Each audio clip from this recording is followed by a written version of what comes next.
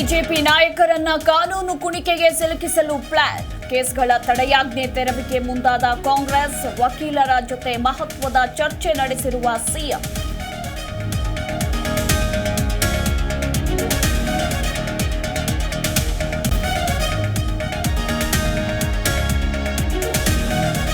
ಪಾದಯಾತ್ರೆ ಬಳಿಕ ಭಿನ್ನಮತ ಹೆಚ್ಚಾಗಿದೆ. ವಿಜಯೇಂದ್ರ ಅಶೋಕ್ ನಾಯಕತ್ವ ಯಾರೂ ಒಪ್ಪುತ್ತಿಲ್ಲ.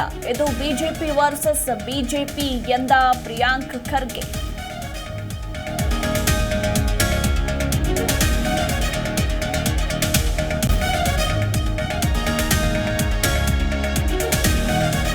ಬಿಜೆಪಿ ಜೆಡಿಎಸ್ ಪಾದಯಾತ್ರೆಗೆ ಯಾವುದೇ ತಕರಾರಿಲ್ಲ. ರಾಜ್ಯಾಧ್ಯಕ್ಷನಾಗಿ ಎಲ್ಲರನ್ನ ವಿಶ್ವಾಸಕ್ಕೆ ತೆಗೆದುಕೊಳ್ತೇನೆ. ಚನ್ನಪಟ್ಟಣ ಅಭ್ಯರ್ಥಿ ಯಾರಾದ್ರೂ ಆಗಲಿ ಅಂದ್ರು ವಿಜಯೇಂದ್ರ.